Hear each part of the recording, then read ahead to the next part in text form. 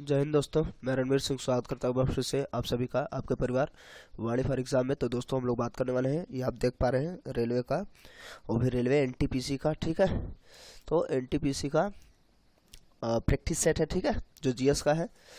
तो इसको हम लोग देखते हैं और एंड तक बने रहिए, और साथ ही साथ सभी एग्जाम के लिए महत्वपूर्ण रहने वाला है।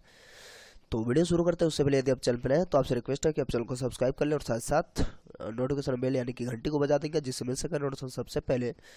लाइक कर दीजिए वीडियो को, प्यारा सा एक दोस्तों के साथ शेयर करिए ज़्यादा से ज़्यादा, और ध्यान से देखिए एंड तक। आप बस चुपचाप रजाई में पड़े रहिए और देखते रहिए। आपका इस पूरे 30 में से 30 क्वेश्चन में से आपको कितना आनंद आने वाला है वो आप देख लेंगे, ठीक है। और ये आपका टेस्ट सीरीज के रूप में ले सकते हैं, ठीक है। आपके पास कुछ सेकंड होंगे, मैं पढ़ूंगा और आप अपना आंसर उस समय कर देंगे, ठीक है। और लास्ट में बताइएगा कि आपका कितना सही हो रखा है। न्यूनतम अल्पकालीन प्राकृतिक संकट कौन सा है? ये देखिए थोड़ा सा सोचने वाला प्रश्न है। क्या है? बर्फानी तूफान, भूकंप, ज्वालामुखी विस्फोट, बिजली का चमक। क्या हो जाएगा आंसर?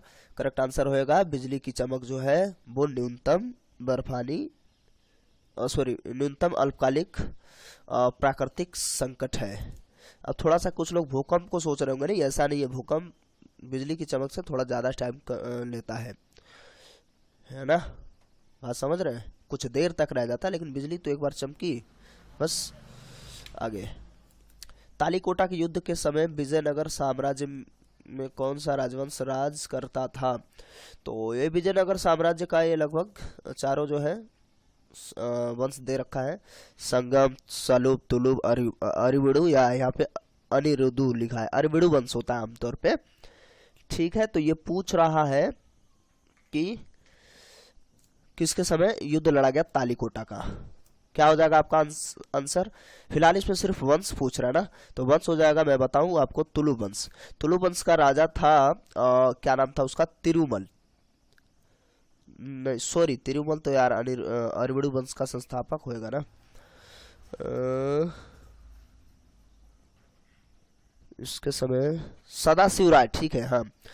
सदाशिव राय जो है, सदाशिव राय के समय युद्ध लड़ा गया था, और ये कठपुतली के तरीके से काम करता था, ठीक है। जो तुलु वंश का राजा था, उसी के समय तालीकोटा का युद्ध हुआ, और धीरे धीरे यहीं से राजवंश खत्म होने लगा विजयनगर का।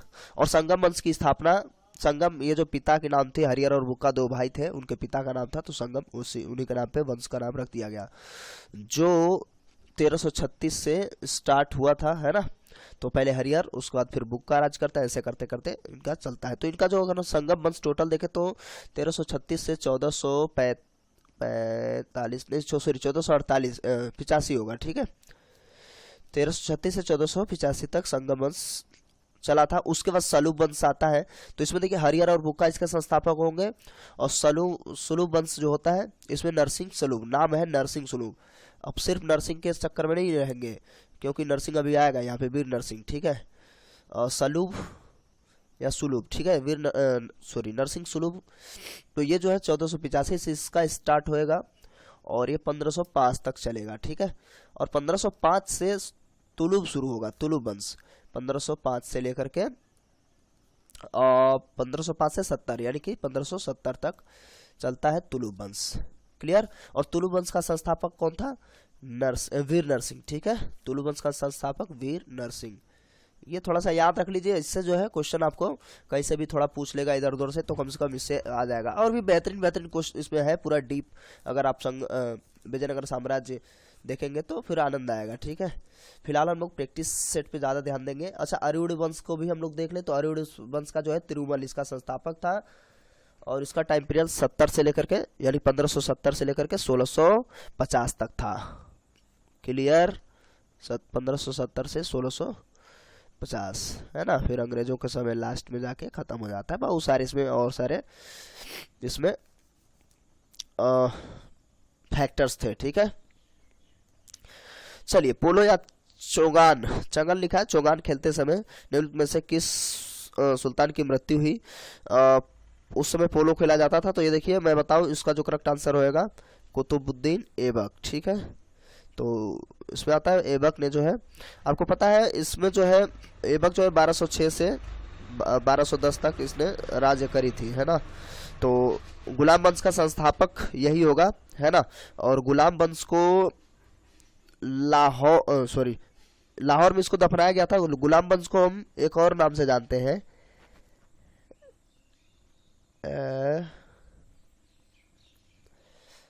चलिए कुछ ऐसा दिमाग में नहीं आ रहा है।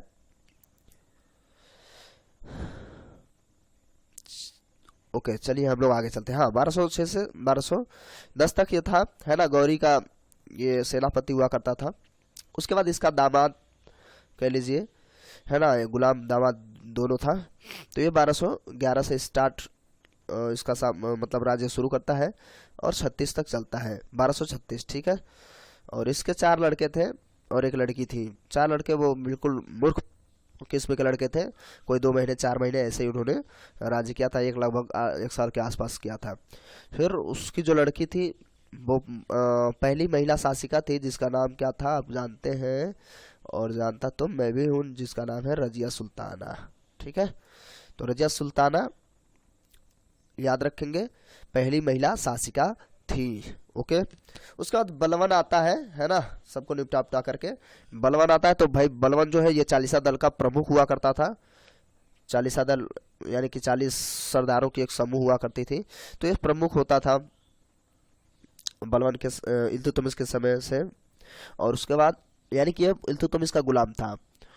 और उसके बाद 1249 से लेकर के ये कुछ तक आगे चला, सुल्तान रजिया सुल्ताना के बाद फिर ये यही आता है 1249 से लेकर के और 87 तक, 1287 तक इसने राज्य की थी, ठीक है। बलवन सजदा पाबोस रक्त एवं लौह एवं रक्त की नीति, बहुत कठोर कठोर नीतियाँ इसने, नौरोज त्योहार वगैरह इसने स्टार्ट करी थी, इसमें मतलब मनाया जाता था।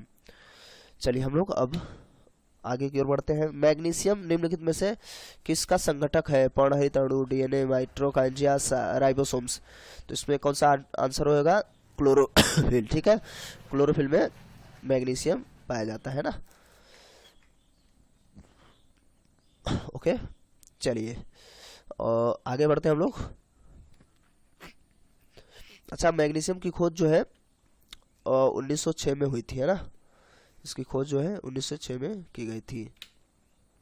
निम्नलिखित में से कौन सा घटक प्रवर्धन साधन के रूप में प्रयुक्त होता है? प्रवर्धन, ठीक है। तो ट्रांसफार्मर, डायोड, संधारित्र, ट्रांजिस्टर। तो प्रवर्धन के रूप में जो काम करेगा वह ट्रांजिस्टर, ठीक है। तो अपना आंसर लगाते रहिए। ट्रांजिस्टर जो है वॉल्यूम को, या हम कहें तो विद्युत धारा से जो भी है, जो एनर्जी आती है उसको इंक्रीज करने की कोशिश, या हम कहें तो काम करता है। बाकी ये जो डायोड है, तो छोटे छोटे डायोड होते हैं, आमतौर पे सेमीकंडक्टर से बनाए जाते हैं ना, जैसे सिलिकॉन वगैरह है, इनसे बनाए जाते हैं। ट्रांसफार्मर तो हम लोग जानते हैं, जो आमतौर पे खंभों पे आपको लटके हुए मिल जाएंगे। और संधारित्र यानी कि कैपेसिटर लगाए जाते हैं, छोटे छोटे ऐसे कैप्सूल टाइप का, है ना, ऐसे ऐसे भी होते हैं, ऐसे लगा दिया जाता है। इनका कोई ज़्यादा काम नहीं होता है, ये कुछ करते नहीं है, दोनों नेगेटिव पॉजिटिव दोनों होते हैं, कुछ इनका काम नहीं होता, लेकिन बहुत ज़्यादा इसमें यानी कि विद्युत धारा का इसमें कोई रोल नहीं होता है प्रभावित होने का, लेकिन इसका बड़ा यूज़ होता है। तो इसलिए इंक्रीज करने का कोई इसमें मसला नहीं बनता है। दो पक्षों के बीच संप्रेषण करने का एक समझौता है, जो यह बताता है कि संप्रेषण कैसे किया जाए। Path, SLS, bond, protocol. तो आपका सही आंसर जा रहा है प्रोटोकॉल ही इसका करेक्ट आंसर होएगा। विरंजक पाउडर को तैयार करने में प्रयुक्त होने वाली गैस कौन सी है? Oxygen, hydrogen, nitrogen, chlorine. तो विरंजक पाउडर को तैयार करना हो तो हम उसमें क्लोरीन गैस प्रवाहित करते हैं, है ना। विरंजक चूर्ण मतलब देखिए, आपको बुझा हुआ चूना लेना है, COH का होल ट्वाइस प्लस, अब आपको क्या है, क्लोरीन गैस छोड़नी है, और वो जब रिएक्शन होगा तो आपको क्या देगा यहाँ पे? कैल्शियम CaOCl2 प्लस H2O, ठीक है। तो विरंजक चूर्ण आपको प्राप्त होएगा, ये रिएक्शन होता है इसका। तो क्लोरीन गैस ही मिलाएं। सरिस्का और रणथंभौर निम्न में से किसका सुरक्षित स्थान है? तो सिंह, हिरण, भालू। तो इसका जो करेक्ट आंसर होएगा बाघ। करेक्ट आंसर बाघ। शेर तो गिर राष्ट्रीय उद्यान प्रमुख है शेर के लिए, है ना। हिरण तो आमतौर पे हिरण बहुत ज़्यादा रोल नहीं ऐसा होता है, हर जगह लगभग लगभग आते हैं। भालू भी, जैसे इसका ऐसा एकदम से एग्जैक्ट नाम नहीं होता कि हाँ ये जो है टाइगर रिजर्व नाम होता है, तो ऐसे ये नहीं होगा कि बियर रिजर्व है, ठीक है। तो यही होते हैं। और ये हमको पता है कि देखिए पश्चिम बंगाल में आपका सुंदरबन डेल्टा है, यानी कि वो वहाँ पे भी टाइगर रिजर्व है ज़बरदस्त तरीके से, है ना। Tiger reserve Dudhwa national park में भी है, और सबसे पहला जो हेली नाम से स्टार्ट हुआ था जिसे हम कहते हैं जिम कार्बेट, वो भी है। तो ऐसे बहुत सारे हैं। फिलहाल ये सरिस्का कहाँ है? सरिस्का और रणथंभौर। तो इसकी अगर हम बात कर लें तो सरिस्का जो है अलवर ज़िले में यानी कि दोनों जो है राजस्थान में ही है, लेकिन ये अलवर ज़िले से में है ये सरिस्का, और टाइगर रिजर्व हम कह लेंगे। रणथंभौर भी दोनों राजस्थान में ही है, ठीक है। फास्फोरस को पानी में क्यों रखा जाता है? पानी में क्यों रखा जाता है? व्हाइट फास्फोरस आमतौर पे ये होता है, यानी कि P4 और O10 ऐसा कुछ होता है, ठीक है। तो इसको पानी में इसलिए रखा जाता है क्योंकि उसका ज्वलन तापमान बहुत अधिक होता है, क्योंकि उसका ज्वलन तापमान बहुत कम होता है, क्योंकि उसका क्रांतिक तापमान अधिक होता है, क्योंकि वह क्रांतिक तापमान कम होता है। इसका करेक्ट आंसर क्या होगा? थोड़ा सा सोचिए, और फिलहाल मैं इसका करेक्ट आंसर देता हूँ। इसका करेक्ट आंसर होगा ज्वलन तापमान बहुत कम होता है। ये रिएक्शन कर करके तुरंत प्रज्वलित हो जाती है, इसलिए इसको ऑक्सीकरण रोकने के लिए इसका पानी में डुबो के रखा जाता है। पक्का कुछ लोग कंफ्यूज होंगे यार कि केरोसिन में क्या डूबा जाता, तो भाई साहब सोडियम जो है वो पानी के संपर्क में आके जलने लगती है या धुआं देने लगती है, ठीक है। तो वो केरोसिन में डुबा के रखा जाता है। और कैल्शियम सोडियम क्या है? कमरे के ताप पर एक यानी हम कह सकते हैं सॉफ्ट, यानी चाकू से काटा जा सकता है, ऐसा ये धातु है। आगे, माउंट आबू स्थित मशहूर दिलवाड़ा मंदिर निम्नलिखित में से किस समुदाय का पवित्र तीर्थ स्थल है? बौद्ध का, जैन का, सिख का, पारसियों का। तो क्या हो जाएगा करेक्ट आंसर? करेक्ट आंसर हो जाएगा दिलवाड़ा का जैन मंदिर। सुने होंगे आप लोग, है ना। तो इसकी स्थापना ऋषभदेव ने करी थी, है ना, जैन धर्म की।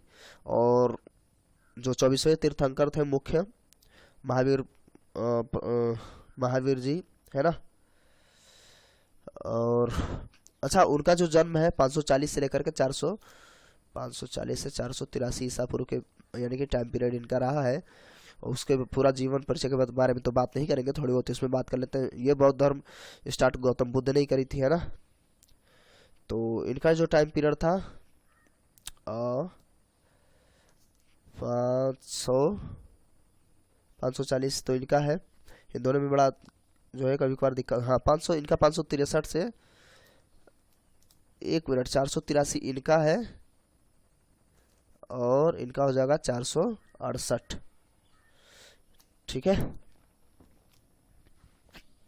ये क्लियर है, 468। थोड़ा सा इनको आप मेमोराइज कर लीजिए, क्योंकि इसमें जो है ना दोनों एक साथ सेम लगने लगते हैं तो गड़बड़ हो जाता है, समकालीन ही थे, ठीक है। ये 24वें थे, और पार्श्वनाथ 23वें तीर्थंकर थे। और मल्लीनाथ के बारे में आ जाता है, जैसे 19वां, ऐसा कुछ कंफ्यूजन रहता है कि पुरुष है महिला, वो भी पूछ लेता है। सिख धर्म तो गुरु नानक जी, है ना। तो गुरु गोविंद सिंह लास्ट वाले थे। आगे चलते हैं हम लोग। रेफ्रिजरेटर में सामान्यतः किस शीतलक यानी कि कूलेंट का प्रयोग किया जाता है? तो अमोनिया, नाइट्रोजन, फ्रेयॉन, ऑक्सीजन। तो बिल्कुल सही आंसर है आपका फ्रेयॉन, ठीक है। और अब धीरे धीरे कोशिश की जा रही है इसको कम करने के लिए, है ना। CFC, क्लोरोफ्लोरोकार्बन, ये बहुत ज़्यादा इससे निष्कासित होता है, तो सबसे ज़्यादा प्रभावित करता है ये ओजोन लेयर को, है ना, ओजोन परत को, O3 को। तो काफ़ी नुकसानदायक है। अब इसको कोशिश की जा रही है। तो अब देखिए हाइड्रो CFC करके आ रहा है, इसमें बहुत सारे 3-4 मॉडल करके ऐसे अंक यहाँ होंगे, कुछ ऐसे 3-4 करके SCFC करके है, तो वो अब यूज़ किया जा रहा है। ठीक है, कुछ इसमें इंक्लूड करके काम किया जा रहा है। निम्नलिखित में से किसे गांधी जी ने अपना राजनीतिक गुरु मानते थे? तो इसमें महादेव देसाई, दयानंद सरस्वती, आचार्य नंददेव, तो गोपाल कृष्ण गोखले जी बिल्कुल सही है। आप अगर गोखले साहब को लगा रहे हैं तो बिल्कुल सही है। ये राजनीतिक गुरु थे गोपाल कृष्ण गोखले गांधी जी के, और साथ साथ में गांधी जी के साथ साथ पाकिस्तान के जो जिन्ना साहब है ना, उनके तो दोनों चेले थे राजनीतिक गुरु के मामले में। तो ये राजनीतिक गुरु दोनों के थे। निम्नलिखित में से कौन सा संविधान संशोधन अधिनियम प्रारंभिक शिक्षा के मूल अधिकारी के रूप में होने से संबंधित है? तो 84, 85, 86, 87, तो 86वां संविधान संशोधन हुआ था 2002 में, है ना। 2002 में जोड़ा गया, जिसमें से 14 साल तक के बच्चे को जो है 8 तक की शिक्षा के लिए 21A में जोड़ा गया है ना। 21 में देखिए प्राण एवं दैहिक स्वतंत्रता है, और 21A में शिक्षा का अधिकार जोड़ा गया है। ठीक है, बहुत ज़्यादा ये पूछा जाता है, हर बार पूछा जाता है, बार बार पूछा जाता है। तो ठीक है, अब आगे चलते हैं हम लोग। विश्व का सबसे बड़ा द्वीप समूह कौन सा है? तो द्वीप समूह है Greenland, Iceland, New Guinea, Madagascar. तो क्या हो जाएगा आंसर आपका? करेक्ट आंसर होएगा आइसलैंड। और देखिए आइसलैंड जो होता है, मैं अगर मैप तो बनाने में दिक्कत होगी। ये देखिए यूरोप है, मान लीजिए यहाँ पे आपका यूके है, यूनाइटेड किंगडम, थोड़ा सा ऐसा करके यहाँ पे आपका देखेंगे छोटा सा आइसलैंड है, और फिर यहाँ पे सफ़ेद दिखता है इतना बड़ा सा, बना ही उधर जगह नहीं है, वहाँ आपको दिखेगा ग्रीनलैंड। ठीक है, तो वो ग्रीनलैंड इधर कनाडा होगा। ठीक है, इधर कनाडा, फिर अमेरिका, ऊपर यहाँ रसिया होती है साइड में, है ना। तो ये ग्रीनलैंड सबसे बड़ा क्या है? द्वीप समूह है। और ये दूसरे नंबर पे सर्वाधिक आच्छादित, बर्फ से आच्छादित होने वाला जगह भी है। और ये जो है इतना बड़ा, ये देखिए आइसलैंड पे कंफ्यूज नहीं होगा, आइसलैंड यहाँ छोटा सा है और ये ग्रीनलैंड यहाँ पे है। और ये जो है आपका इसकी एरिया बहुत बड़ी है, ठीक ठाक है। और इसका अगर हम एरिया की बात कर ले तो 2,130,800 ऐसे याद रखिए, मैं तो ऐसे याद रखा हूँ 2,130,800। एक बार सोचिए 2,130,800। और हम लोगों का कितना भाई, अगर हम पूरे भारत की बात कर लें 32,87,263 है ना, ये तो है। तो आप देख पा रहे हैं लगभग उतना ही है ना। तो सबसे बड़ा हो ही जाएगा। ओके, और हाँ, इसका कोई भी स्थलीय बॉर्डर नहीं है, सब जल है। और लगभग 4,500 के 45,000 के आसपास इसका जो है समुद्री किनारा है, समुद्र तट है। समुद्र का जल वर्षा के जल की अपेक्षा अधिक लवण वाला होता है। क्यों? समुद्र के जंतु लवण उत्पन्न करते हैं। समुद्र के चारों ओर वायु लवणी होता है। नदी पृथ्वी से लवण बहाकर ले जाती है और समुद्र में डाल देती है। समुद्र के किनारे पर लवण पैदा करने वाली खानें होती हैं। आपको कुछ बात समझ में आई होगी, तो करेक्ट आंसर आपका यही है। पन्नालाल घोष निम्न में से कौन सा वाद्य यंत्र बजाते हैं? आराम से हम लोग बात करते हुए चलेंगे और कोई भी चीज़ जो है आपकी छूटेगी नहीं, हम लोग ठीक ठाक समझते हुए इसको कंप्लीट करेंगे। तो पन्नालाल घोष जो है आमतौर पे आपका बांसुरी बजाते हैं। और बांसुरी के में अगर हम बात कर ले तो आपके हरिप्रसाद चौरसिया जी है ना। और हरिप्रसाद चौरसिया के साथ साथ एक और चौरसिया है, राकेश चौरसिया, वो भी बड़े फेमस है ना। और राजेंद्र कुलकर्णी है। तो ये सब है ज़बरदस्त तरीके के बांसुरी वादक। सितार वादक की अगर हम बात कर लें तो सितार में पंडित रविशंकर फेमस है, उमा शंकर मिश्रा जी हैं, और बिलायत खां वगैरह, ये सब जो है काफ़ी फेमस है वायलिन हो गई। वायलिन की बात करें, संतूर की अगर बात करें तो शिव कुमार शर्मा, याद रखेंगे शिव कुमार शर्मा आपका संतूर वादक है जो जम्मू एंड कश्मीर से बिलोंग करते हैं। ओके, भजन सोपारी भी है संतूर में। और अगर हम शहनाई की बात कर लें, बिस्मिल्लाह खां को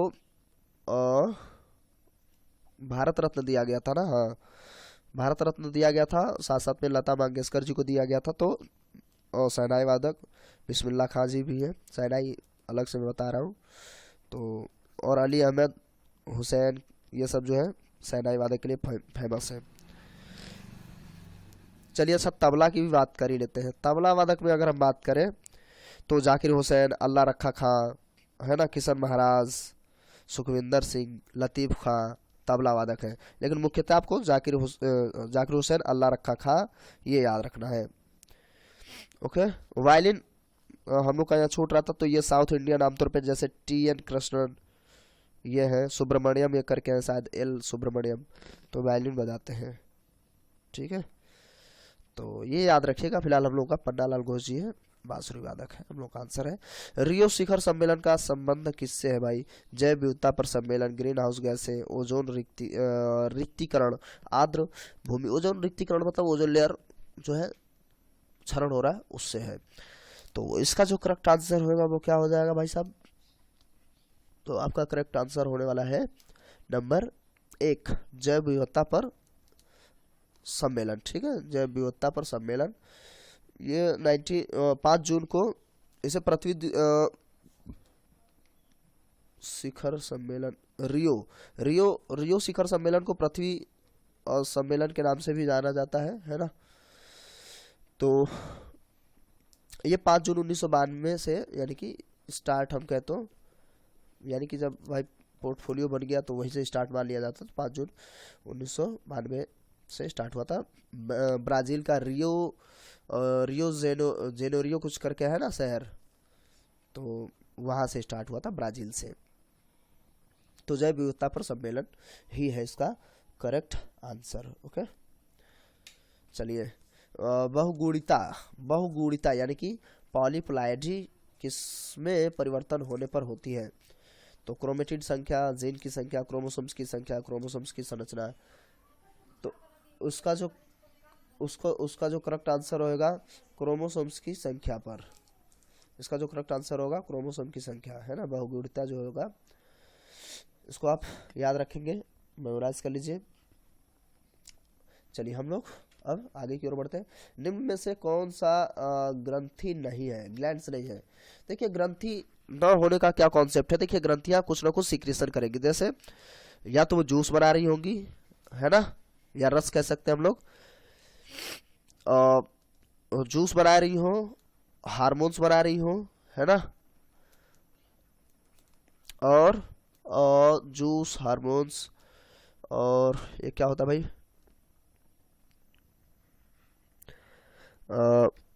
3 चीजें होती हैं आमतौर पे। तो देखिए जो हार्मोन्स बनाते हैं वो इंडोक्राइन्स यानी कि अंतःस्रावी ग्रंथियां कहलाती हैं, और जूस तथा थोड़ा सा जैसे रेनिन वगैरह है वो क्या है, रेनिन और पेप्सिन,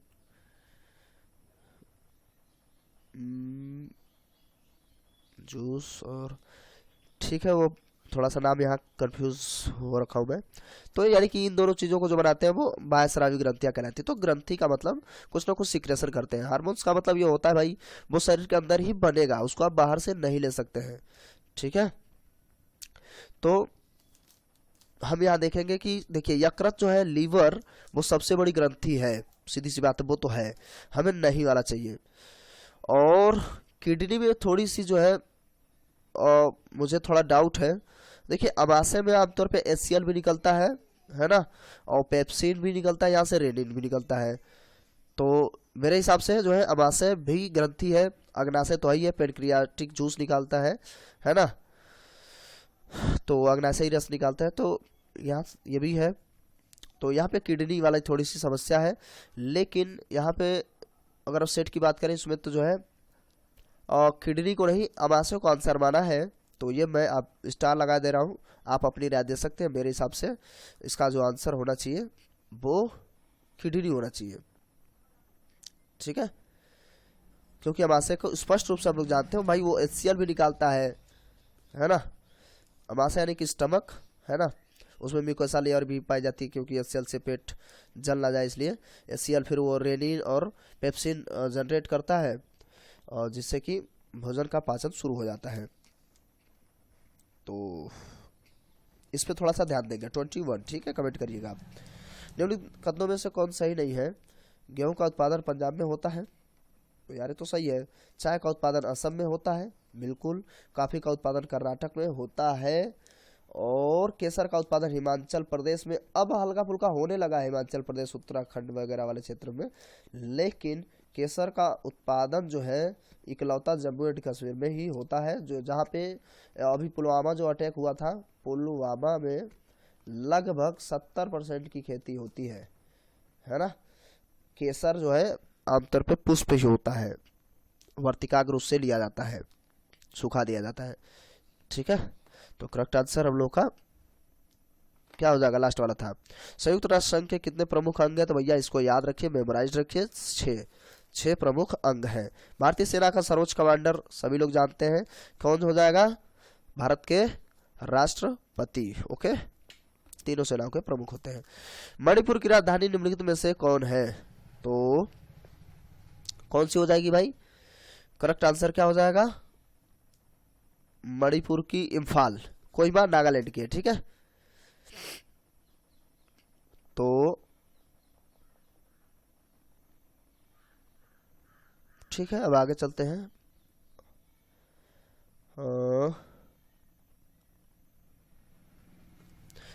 उस विटामिन का नाम बताएं जिसकी कमी के कारण अत्यधिक खून बहने लगता है।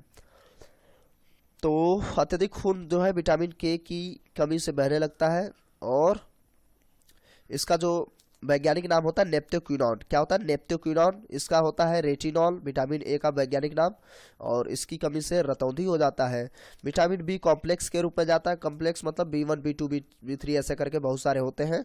इन सब का भी जो है शायद इसमें मैंने वीडियो डाल रखी है ट्रिक कंप्लीट करके, है ना। तो ऐसा सिर्फ विटामिन बी तो बेरी बेरी होता है ना, तो रोग हो जाता है इसकी कमी से। और इसके जो कॉम्प्लेक्स हैं तो सारे के उसमें जो है रासायनिक नाम क्या रोग वगैरह है, शायद इसमें मैंने कंप्लीट कराई है, आप देख लीजिएगा प्लेलिस्ट चेक करके। विटामिन सी तो आप सभी जानते हैं, इसमें जो है एस्कॉर्बिक एसिड इसका रासायनिक नाम है या वैज्ञानिक नाम है, और इसकी कमी से क्या होता है? स्कर्वी रोग हो जाता है, यानी कि दांतों से समस्याएं होने लगती हैं। तो अत्यधिक खून जो है आपका विटामिन के से। विटामिन ई की कमी से जनन क्षमता में कमी हो जाती है, जिसका वैज्ञानिक नाम हो जाता है टेकोफेरॉल, ठीक है। इसका वैज्ञानिक नाम या रासायनिक नाम टेकोफेरॉल हो जाता है विटामिन ई का।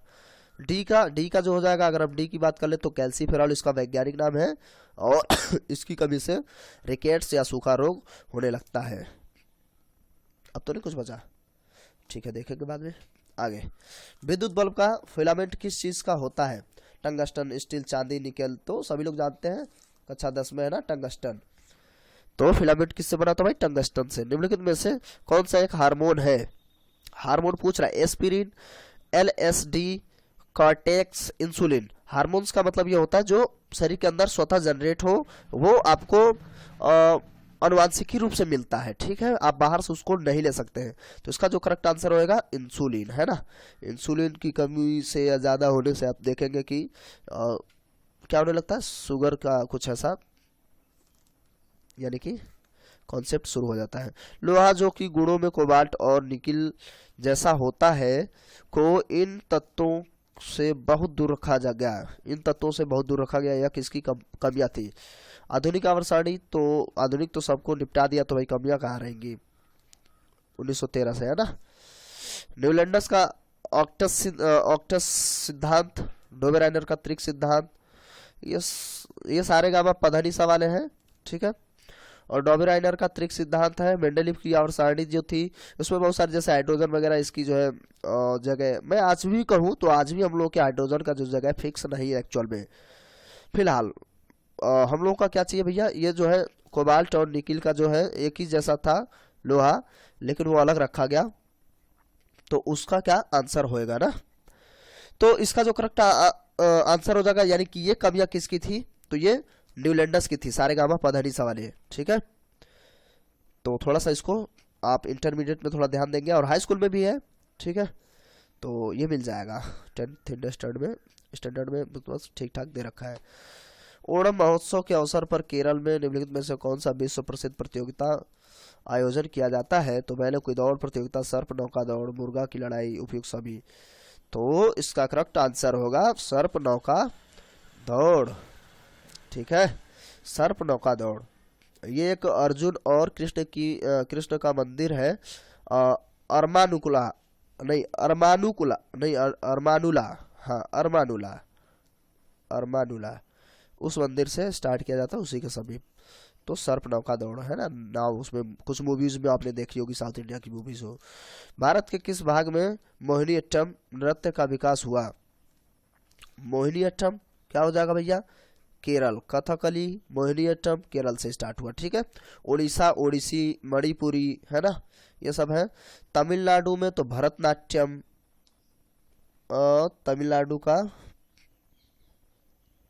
और भी कई सारी हैं, तो ये शास्त्रीय नृत्य है। ठीक है, दिल्ली में स्थित विश्व प्रसिद्ध लाल किले का निर्माण किस मुगल शासक ने करवाया था। लाल किला भाई किसने बनवाया, लाल किला, ताजमहल, ये सब किसने बनवाया था, तो करेक्ट आंसर होगा शाहजहां ने, है ना। किसने बनवाई थी, शाहजहां ने। और ये जो है 1500 यानी कि जब लाल किला बनवा रहा था तब 1548 के आसपास इसने बनवाई थी। ठीक है, प्राकृतिक चयन के सिद्धांत का प्रतिपादन किसने किया। प्राकृतिक चयन का सिद्धांत Mendel, Lamarck, Darwin, Hugo de Vries. तो मेंडलीफ ने तो भैया अपना वो अनुवांशिकता वाला काम किया था, है ना। और लेकिन यहाँ पे क्वेश्चन क्या है हम लोगों का, प्राकृतिक यानी कि प्रकृति का रोल है, तो ये डार्विनवाद में बताया जाता है कि भाई प्रकृति के अनुसार चीजें जो है चेंज होती रहती है ना। तो ये याद रखेंगे। लैमार्कवाद जो है जैसे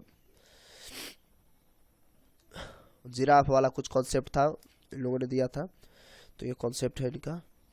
एंजाइम्स पेप्सिड का क्या काम होता है, यह वसा को अम्ल में बदलता है, यह वसा को ग्लिसरॉल में बदलता है, यह प्रोटीन को पेप्टोन में बदलता है, यह स्टार्च को शर्करा में। यह प्रोटीन को, जो पेप्सिन होता है, प्रोटीन को पेप्टोन में बदलता है। ठीक है, निम्न में से कौन सा ओजोन छिद्र को बनने में सहायक है। Benzene, hydrocarbon, chlorofluorocarbon, ultraviolet radiation यानी CFC है ना, क्लोरोफ्लोरोकार्बन। किसी वस्तु की सतह पर श्वेत प्रकाश की किरण पड़ती है, अगर सभी रंग परावर्तित हो जाए तो सतह का रंग कैसा दिखेगा।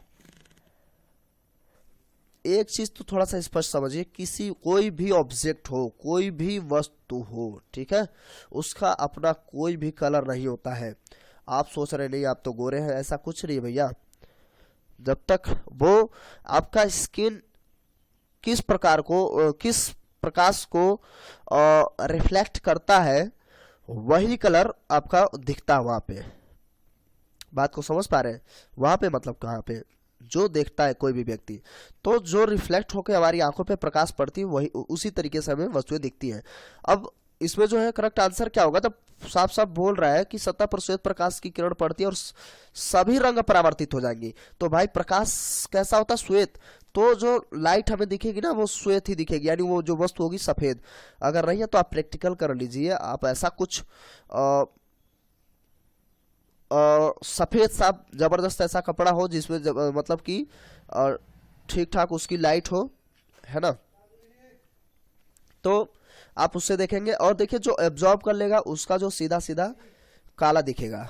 ठीक है, उसका रंग काला दिखेगा, तो इसका आंसर जो हो जाएगा सफेद होगा। ठीक है, चूल्हे के पानी में कार्बन डाइऑक्साइड गैस प्रवाहित करने पर यह दूधिया हो जाता है, ऐसा किसके निर्माण के कारण होता है, तो calcium carbonate, barium carbonate, calcium hydrogen carbonate, calcium oxide.